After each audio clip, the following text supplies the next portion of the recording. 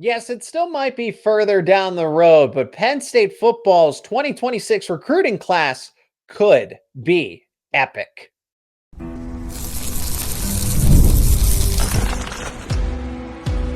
You are Locked On Nittany Lions, your daily podcast on the Penn State Nittany Lions.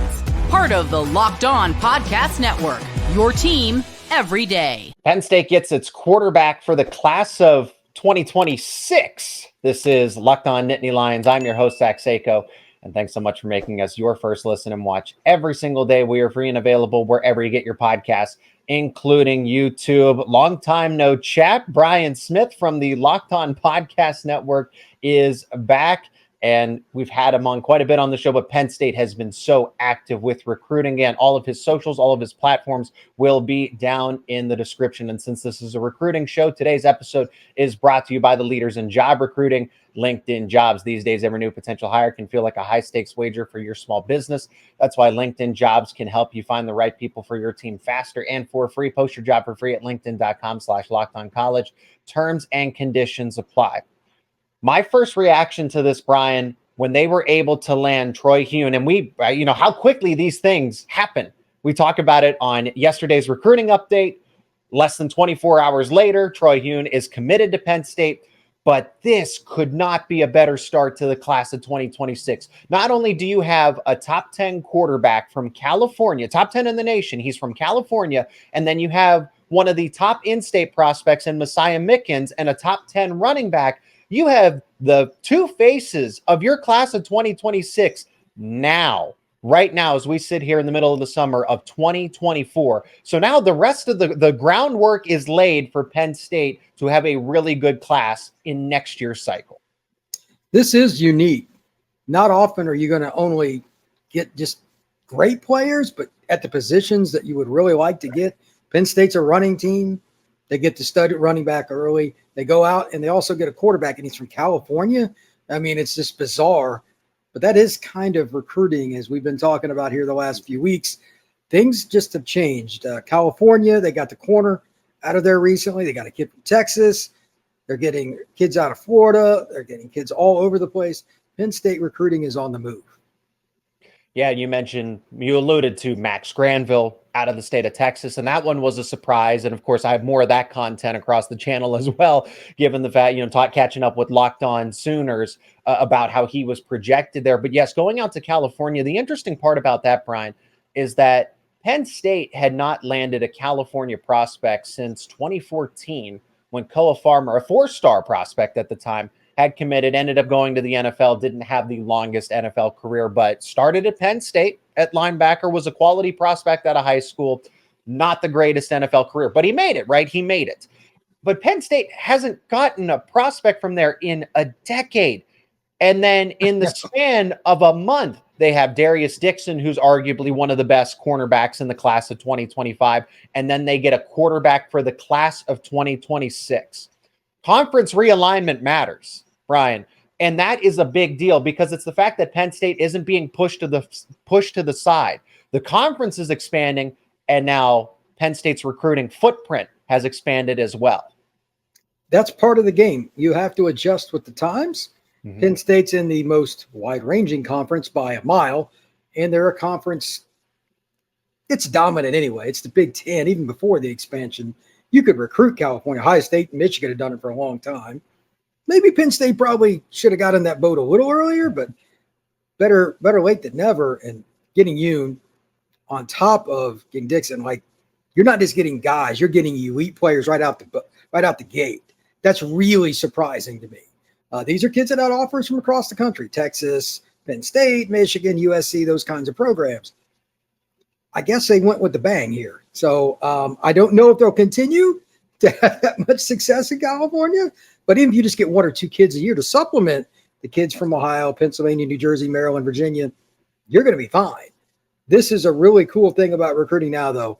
I would have never projected them to even get official visits from California 10 years ago, let alone getting kids to commit that are national top 100 players. It's really bizarre. The most important parts of this are the fact that, again, Huhn is choosing Penn State over mentioned other schools. Now, Texas took its quarterback. Michigan took its quarterback as well with Diabell and Brady Hart, respectively. And that was essentially Huhn's top three. But USC, UCLA, Oregon, Washington, all these other schools in the footprint in his that are by proxy close to him. But that's my point, Brian, is that Penn State isn't getting left behind here, is that they're staying not only up to date, but they are ahead with the times as well. So it's the fact that the conference has expanded, and it's probably going to continue to expand. And instead of USC, and yes, we're going to talk about it a little more, but Oregon has come over to, Maryland, Virginia, and they get prospects that they really like. But now Penn State is doing it back. They don't continue to lose these long distance battles. They're actually winning a good amount of them, a surprising amount of them. This is one of the hardest things in recruiting, even for programs like Penn State. Staying close to home, mom, friends, familiarity, being able to drive 5 hours or less, give or take, and be back in your hometown is something that causes a lot of recruits to give pause to going across the country to Penn State or any other program. Penn State just got a kid out of Texas. They got a couple kids out of California. What does this mean? Number one, Penn State's good. They're proven. And then two, the thing I've talked about a lot on this show, the recruiting is fantastic. The staff does a great job building relationships. I don't care what your NIL is or anything else. You are not going to win cross-country battles unless your staff is completely in tune with that prospect and all the people around him, mom, the head coach at his high school, etc. Hats off to the Nittany Lions staff.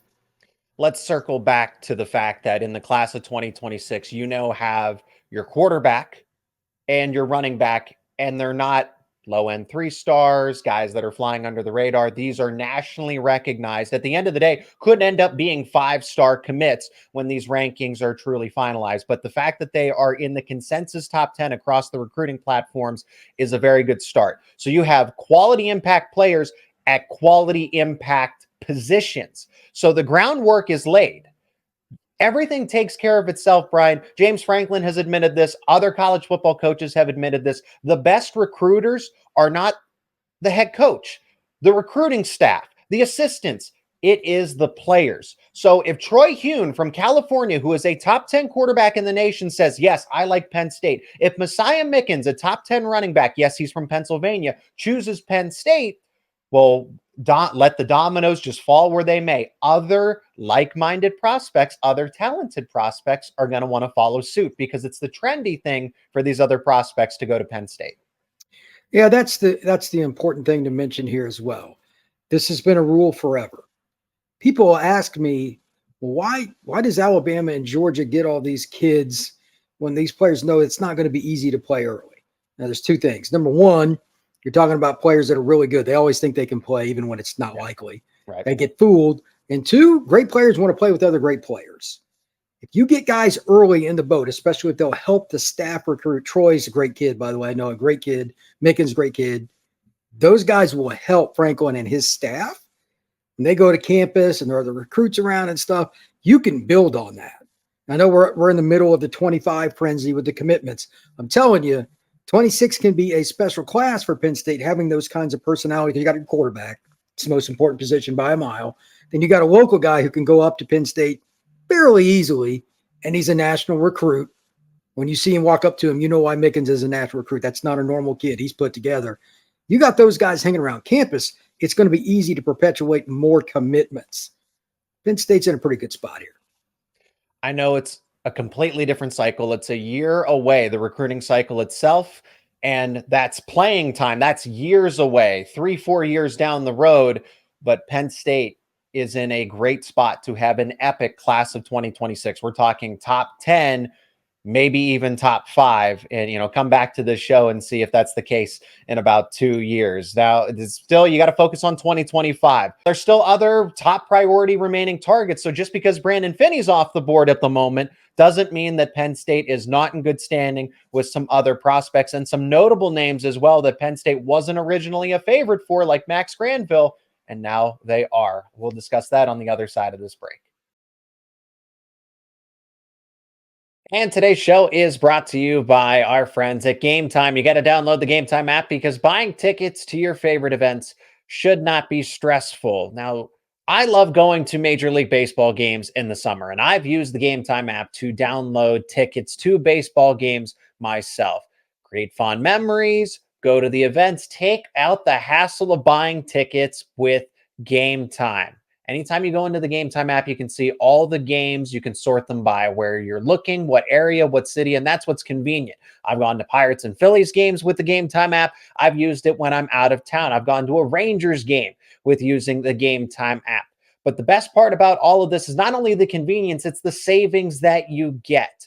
You can get last minute deals where you can save up to 60% off of buying last minute tickets to not only baseball games, not only sporting events, but concerts, comedy, theater, and so much more. You can also get flash deals that will save you even more with exclusive in-app deals on select seats ahead of the game or the event. You have all-in pricing, you have seat views, so you can see what your point of view would look like from those given seats that are available, and of course, the lowest price guarantee with Gametime. So take the guesswork out of buying Major League Baseball tickets with Gametime. Download the Gametime app, create an account, and use promo code LOCKEDONCollege for $20 off your first purchase. Terms apply. Again, create that account and use promo code LOCKEDONCollege for $20 off.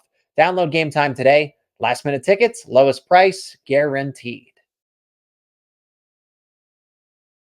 Plenty of priority targets that are remaining in the class of 2025. Jeff Exinor is getting ready to commit on June 28th. So that's just a few days away at the time of this posting of this episode.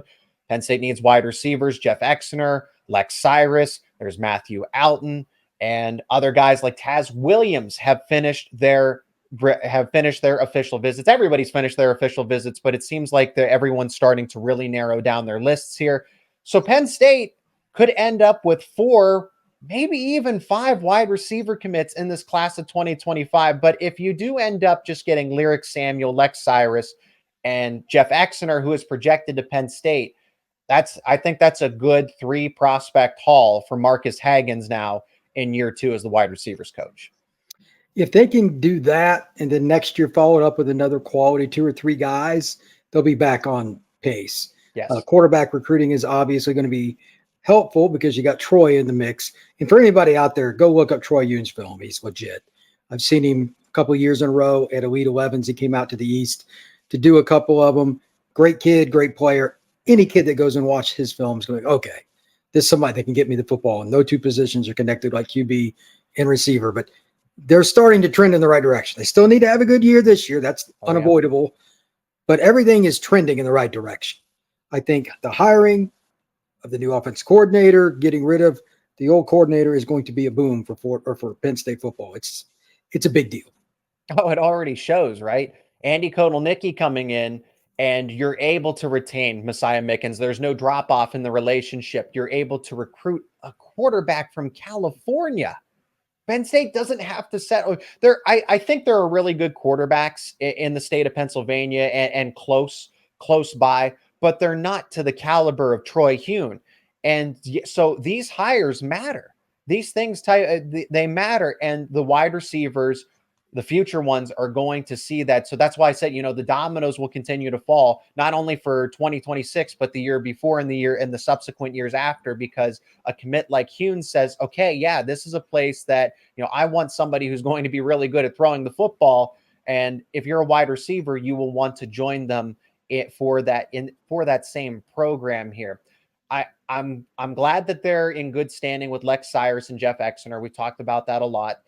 I would like to see them add Taz Williams, even though I don't know that they get that one. Again, Michigan, Texas A&M involved in that recruitment. I don't feel as confident. But like I said, Lyric Samuel, Lex Cyrus, and Jeff Exinor, that is a good 3 wide receiver base. And then if you can land a Matthew Alton, and then if you can add potentially a Taz Williams, you can get all 5 of them. That is a massive victory. Words cannot even describe the work that Marcus Haggins had put in to get those types of commits all in one class.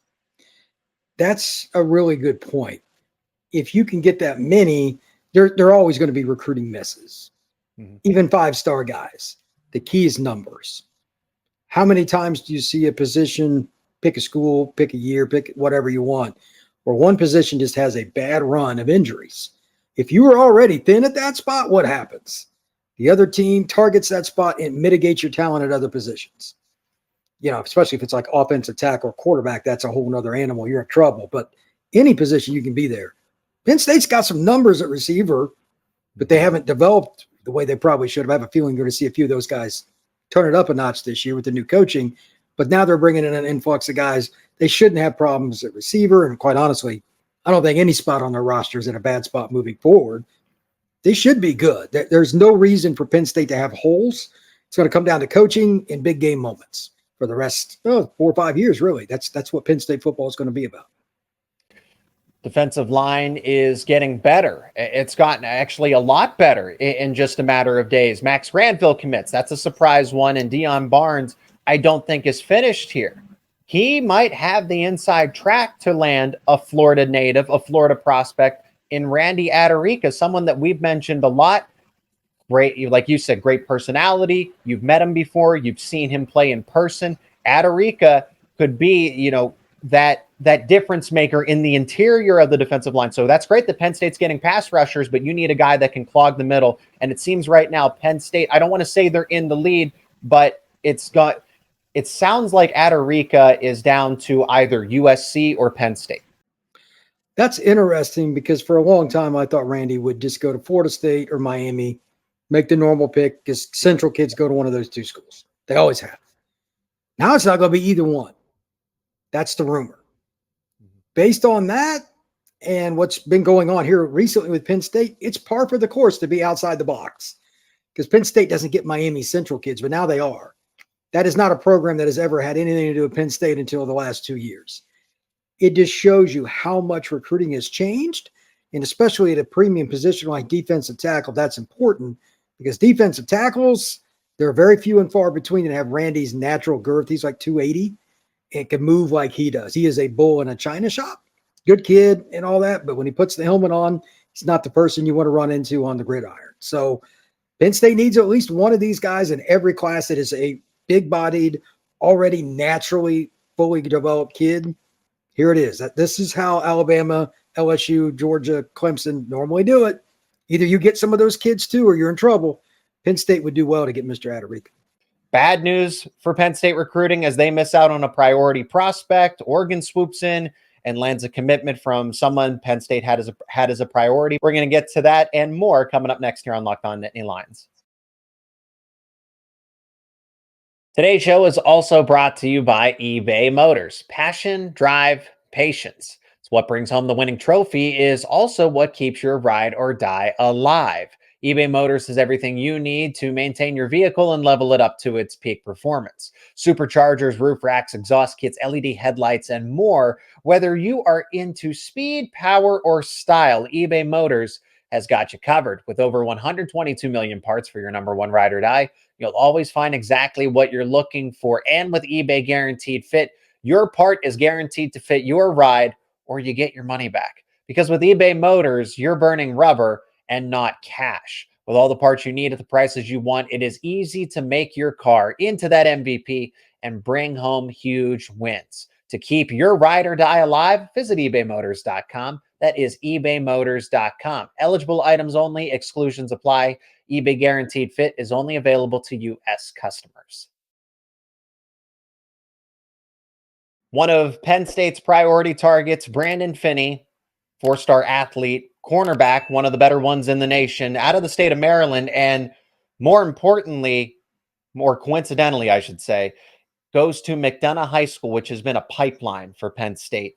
They lose out to Oregon. Oregon ends up securing this commitment, and it kind of goes back to what we've said. It's just been a roller coaster. Hey, again, you get Troy Huhn, you get Max Granville, all in the span of just a couple of days, and then you can try to follow that up with Brandon Finney.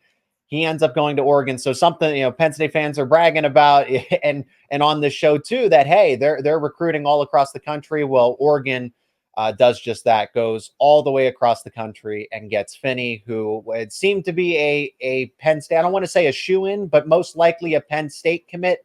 And then Oregon, out of nowhere, is able to flip the pledge, kind of like Max Granville was with Oklahoma, but ends up choosing Penn State. So you get one, you lose one once again. That's just recruiting in today's world. NIL, I'm sure, helped Oregon because they have massive NIL. They do. But they did it. I mean, they got it at the end. Like, this is even bizarre for this era, NIL or not. And I'm sure they recruited him somewhat coming into this. But like they put the pressure on late in the process, and he's going across the country. I would keep an eye on this one. It's still closer to Penn State. I wouldn't say this is dead nails in the coffin. But for now, he's an Oregon Duck. It is what it is. I don't know what Penn State can do to change it, but that's what James Franklin makes millions of dollars to figure out. I do not. But just keep that one in mind. I'm curious how that goes because Penn State, again, their defense last year was nasty. Shouldn't be a real hard sell, I wouldn't think, moving forward to continue to recruit that kid. Brian, there's a lot of ways that a lot of angles we could look at this from. You know, Brandon Finney going all the way from the East Coast to Oregon. Tysier Denmark had kind of a similar timeline, or at least what you're alluding to. Denmark, who's now a Penn State Nittany Lion and actually enrolled in with the team, was once upon a time committed to Oregon, seemed like a solid commitment, and then flips to the Nittany Lions. So maybe that's the case for Brandon Finney. Now, the difference is Denmark is from Pennsylvania. Finney's from Maryland, but that McDonough High School pipeline from a Maryland high school to Penn State, current and former players were probably saying, hey, it's great to play football here. Oregon obviously had the better pitch with, like you said, probably some NIL involved, but who ultimately knows? And remember this, Penn State already has 3 cornerbacks on its roster for the class of 20, or it already has 3 cornerback commits in the class of 2025 and 2 safeties. So 5 defensive backs in total have already committed to Penn State. Brandon Finney is another cornerback and a really good one. So maybe he thought about that as well. Playing time matters. And Oregon's defense is good too. I think they got one of the better young defenses in the country. Maybe that was a selling point. I still think NIL would be the bigger factor, but everybody wants to play. So being one of 4 guys at a spot in a class is not ideal. But then again, if you're really that good, you want to compete. So good luck to him wherever he ends up, whether it's Penn State, Oregon, or whatever. But for now, he is a Duck. I'm glad that you still see some optimism here because I think I feel the same way. I do. I don't think this recruitment is over. I think that again, he plays at McDonough High School. We're getting ready to talk about another teammate of his, Jeff Exinor, who is projected to go to Penn State. He's a wide receiver. So Finny and Exinor go up against each other in practice, and they're on the same team when it comes to playing high school football under the Friday night lights here. So maybe that conversation can change. You get Finny on campus for another visit in season, sees whatever the stripe out, one of those. But again, it goes back to the point that you've made, win the big games. So if Brandon Finney does say, you know what, I'm going to take make sure I cover all my bases here, take another visit to Penn State. You got to, hope he shows up for one of the big games, Ohio State, ideally, and you win that one, but any of them really, Washington, right? You play a lot of key opponents that everyone's going to have eyeballs on this year. You don't want to disappoint. And it just goes back to your thing. If you win the big games, everything will take care of itself. That's always been the case. You'll flip kids when you have a season where you exceed expectations. Yeah. I remember when USC kind of flipped a switch in the early 2000s. It was the middle of the 2002 season. They started like 4-2, and then the light went on. They lost like 3 games over the next 4 years or something like that. They got everybody down the stretch of those recruiting classes that it was close. They wanted to go play for a winning team. Shocker. That's just, it makes sense. They got kids from Georgia, Colorado, Texas, everywhere. Penn State can do the same thing if they finally beat Ohio State and Michigan. It's that simple. I know everybody talks about that anyway, but that's really the difference between good classes and great. The elite kids want to believe, but they're not going to go unless they've already seen it. It's the chicken and the egg. So you got to figure out a way to do it even if you don't have as much talent. It's hard, but that's the way you get over the top. So that's why this one stings a little bit. Brandon Finney, again, goes to McDonough High School. He has current and past Penn State, former teammates of his that are at Penn State, or at least have that connection to him being a McDonough alum. So that's, I guess, I don't want to say an easy recruitment, but one that Penn State should have won. At the end of the day, they still have 5 defensive back commits in the class of 2025. Maybe that also played a factor into it. So you can look at it one of 2 ways. Hey, this really hurts, or you already have a lot of defensive backs as it is. So maybe it's not the worst thing in the world with the other commits that Penn State has gotten over the week here. And I'm going to side with that one. I think Penn State's had too much recruiting success as of late to really let this one linger, but never say never. He could ultimately flip given that he is at McDonough High School. And that's going to do it for this edition of Locked On Nittany Lions. I encourage you to go check out Brian's work. Again, all his socials, all his platforms will be linked down in the description. He's Brian Smith of the Locked On Podcast Network, our recruiting expert here, part of the network. Brian, thanks so much for the time. It's been a lot of work these past couple of weeks here, and thanks for coming to join me on the Penn State perspective side of things, and can't wait to talk to you again in just another week. Appreciate it. I'll see you soon. And thanks so much for checking out this edition of Locked On Nittany Lions. Let me know your thoughts down in the comments section. Be a part of the discussion with the wow, what a run it's been for Penn State football recruiting, for better and for worse. There's been a lot of activity here. Let me know what you think and where Penn State stands with its class of 2025 and beyond with the recent news in 2026. If you enjoyed this episode, leave a like, share it with friends and family. I'd really appreciate it. And if you're not already, become an everydayer. Subscribe to Locked On Nittany Lions on YouTube and wherever you get your podcasts for the latest conversations around your favorite Penn State sports teams. And of course, don't forget, Locked On has launched the first ever national sports 24/7 streaming channel on YouTube, and now it's available on Amazon Fire TV in the free Fire TV channels app. Locked On Sports Today is here for you 24/7, covering the top sports stories of the day with the local experts of Locked On, including the national shows covering each and every league. You can find Locked On Sports Today now available on YouTube and the free Fire TV channels app.